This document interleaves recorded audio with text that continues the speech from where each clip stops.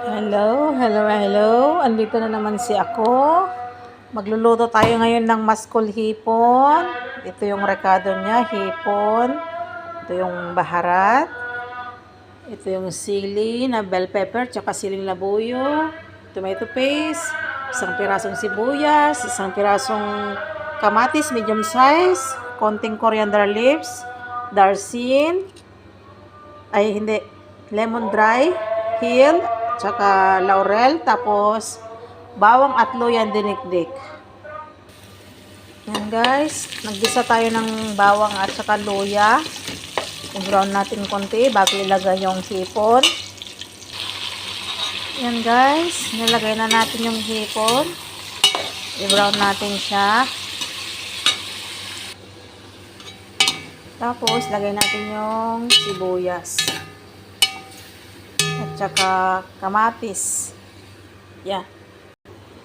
Yan guys, nilagay na natin yung bell pepper, yung coriander leaves, tsaka yung lemon dry, yung laurel, tsaka hill. Yan guys. Yan, ilagyan din natin siya ng isang kutsarang tomato paste. Tapos ito yung baharat natin, turmeric, cumin, coriander, chicken masala, isang magi, kunting asin, paminta, tsaka bazar. Yan. Lagay na natin ngayon dito sa hipon. Ayan guys. Maya-maya kunti, lagyan natin siya ng tubig. Tapos pakuluan natin siya ng 5 minutes. Tapos tignan natin kung luto na yung hipon. Luto na siya. Yan guys. Malapit na siyang maluto. Tapos ito yung rice natin. Ayan. Ayan guys, luto na.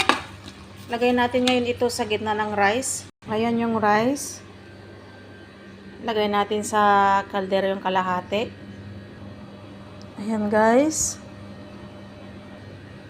Ayan guys. Lagay na natin itong kanin na natitira dito sa ibabaw ng hipon. Ayan guys. Lagyan natin ng konting food coloring dyan sa ibabaw ng rice. Tapos ininin natin siya ng 20 minutes. Pagkatapos okay na. Luto na. Bye! See you!